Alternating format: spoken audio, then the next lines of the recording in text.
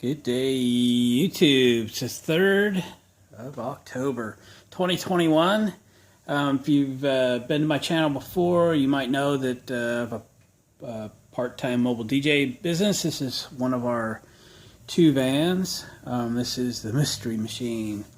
And my vans have a capability of a stereo broadcast, so I can pick up my signal somewhere remote and do a sound in different areas all at the same time. And I'll show you one of my setups.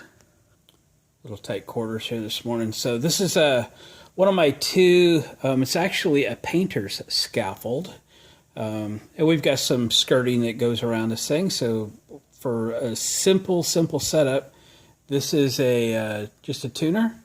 And in like a FM or TV rabbit ears antenna.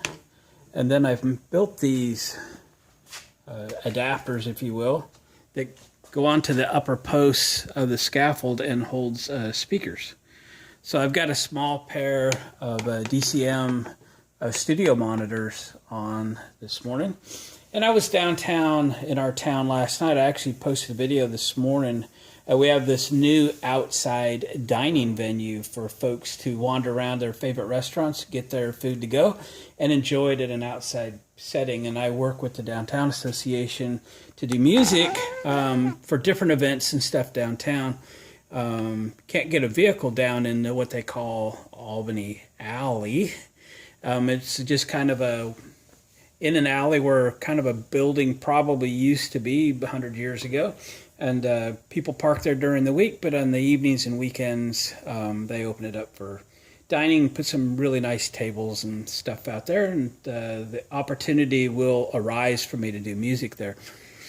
So I was down there last night broadcasting from the Scooby van a block away, doing music in the Albany Alley, and I was working on my broadcast stuff, some settings, and kind of fine-tuning this morning, and decided to put this setup back up because I was, again, found a couple things that I wanted to work with, and then I decided to, let's plug in some of these other speakers because I'm probably going to use these down the road on these carts for possibly another parking lot or something. And these are a pair of Peavey.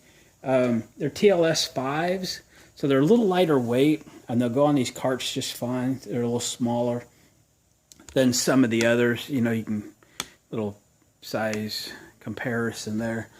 So anyway, I was just plugging these things in, and I realized that the horns don't work, like either one. And I don't know how I have skated by that, because they just don't sound very good at all. I remember buying these last year, I think, and the cabinets were real dirty. I think I did a video cleaning the cabinets up, but why I didn't road test them and put some music on, I don't know. Silly me, but they don't work. So let's get these things apart, find out what in the world is going on, and let's get these things repaired because I got plans to use them potentially in about a month or so. These take a Torx, by the way. It's kind of new. Usually it's just Phillips. So this is my off season because I do car shows and cruise-ins, corporate barbecues, that kind of thing, mostly outside. But it's coming up to the Christmas season, and I get involved with things in our community related to Christmas. I wrote one of my screws.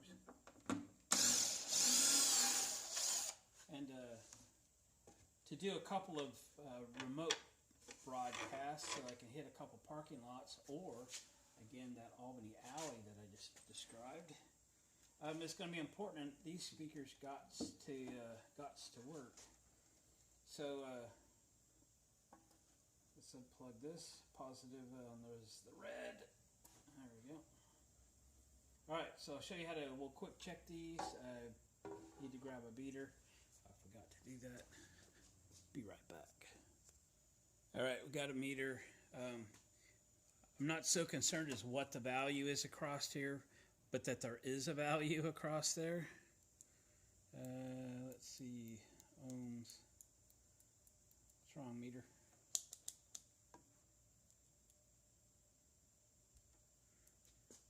Hang on, let me figure my meter out. Alright, so if we touch our leads together, should get essentially infinite. Anyway, short circuit kind of deal. And all we're really looking for is this got a circuit across it or not? It does not. Okay, if it had a complete circuit across it, we would get something on the meter, but we got nothing.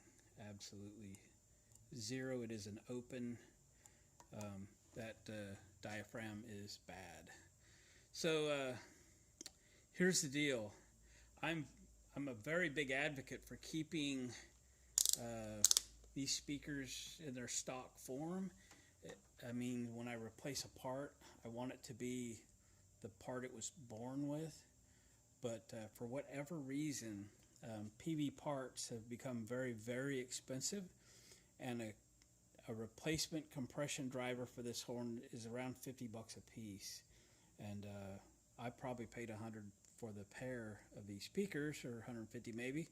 And that's going to be a tough pill for me to swallow for these.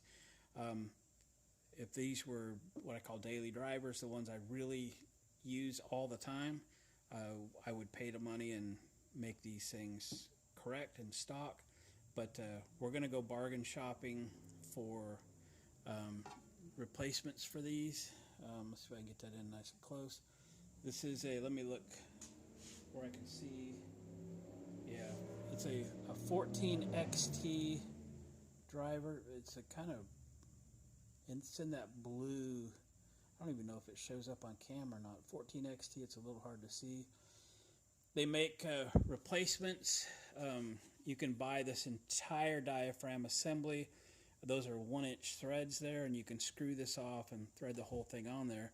But you don't need to buy this piece. You can buy just this piece. And again, just this piece from a dealer Peavey brand, it's going to be around $50. But you can buy this aftermarket, probably in the neighborhood of $10-15, and that's where we're going to go today. Again, if these were speakers that I use every week, I wouldn't do that, but these are speakers I'm going to use 2 times a year. I'm going to go there for the first time. You can also get just a diaphragm itself. I've never done that before. It's probably fine to do. I just haven't gone there yet, and they're like less than $10 to just pull the plastic off, take the diaphragm out, and replace the diaphragm, put it back together. That is an option. I just haven't done it. I'm probably not going to do it today. One day we'll give it a shot. Let's go on the internet and find some parts. I'm assuming the other speakers the same way. And I've got spares of the 22 drivers, but I don't have spares of the 14. So it's time to get a couple spares. So I'm looking to buy 4. All right, let's go on the internet real quick. All right, we're online. My first go-to is eBay, and I looked eBay, I looked Amazon. I found 4 replacement diaphragms for the 14XT. They're $35 and $5 shipping, so $40, so $10 a piece. That's the bargain I'm going with. I did sort out the international sellers, so these are coming from Minnesota, not someplace in China that's going to take a month or 2 to get here, because I need these up and running in like 31 days is the gig I got coming up to use these. So not that I don't have other choices, I certainly do, but let's get them fixed. So I'm going to get those things ordered. So yeah, and we'll get those things fixed. All right, I hit the old buy it now. Got those things coming, be here about 10 days-ish. So I don't have the new one here to show you, but I do want to walk you through how to swap these out. It's very, very simple. You might choose to make a pencil mark where the positive and negative are, so you get this thing clocked properly, going back together. It's a little awkward place to work, but it's probably the best view for you.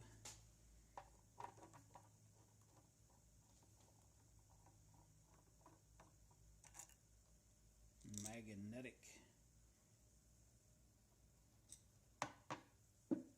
You don't want to beat on it too hard, but you want to kind of pop it off. There we go. Pop, pop. All right. So this is the diaphragm. And to get it out, if you are going to replace the diaphragm, you kind of just push it out from both sides, and this whole thing will lift out.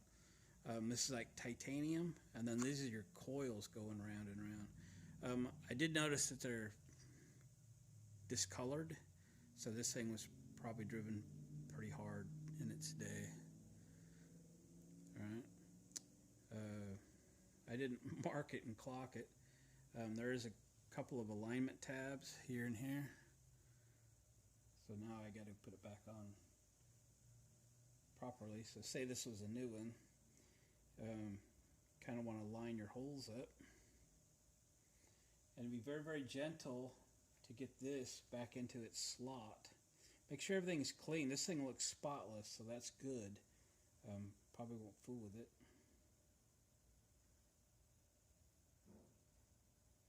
Very gentle.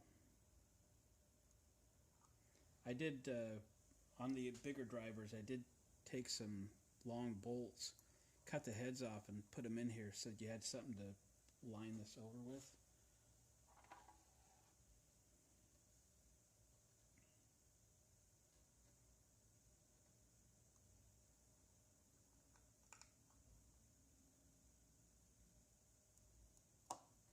There it is.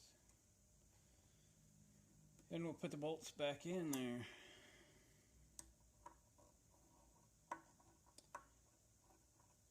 So again, I'll have the parts for this coming up.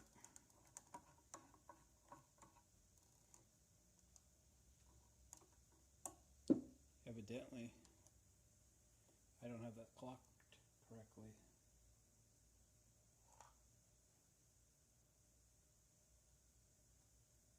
Do as I say, not as I do. There. I had it 180 out, and the screws wouldn't line up. Well, sometimes I show you what not to do. That's all there is to that. And we stick the screws back in it when it's clocked correctly. All the more reason to mark it. These are marked positive, negative. Red's positive, black's negative.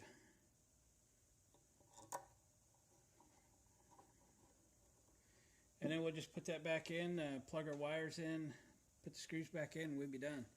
So, guys, we're going to end the video there. I'm not going to wait for the parts to arrive. That'll be a while. So, guys, that's troubleshooting and a quick replacement of a compression driver, a 14 XT, I believe it was called. The 14's what I call the small horn driver. These speakers here actually came with 14s, and I upgraded them to 22s, and that's a really good upgrade. The speakers I use every day are the XP5s. They're a little bigger than these. They have, I think, Scorpion 15s and the 22 drivers, and I absolutely love them. I could also update these, but these are a little smaller speakers. I'm not running them as hard as the others, and the 14 drivers will be fine. If you're going to update them, you have to buy obviously the whole magnet and everything, and that's last ones I saw were 150 bucks a piece, and they're not worth it. Not to me. I'll buy every XP5 pair of speakers I can get my hands on. I only own 2 pairs so far, but I'm still looking every day. I'm rambling. Guys, thanks for watching, comment, subscribing. We'll catch you on the next video.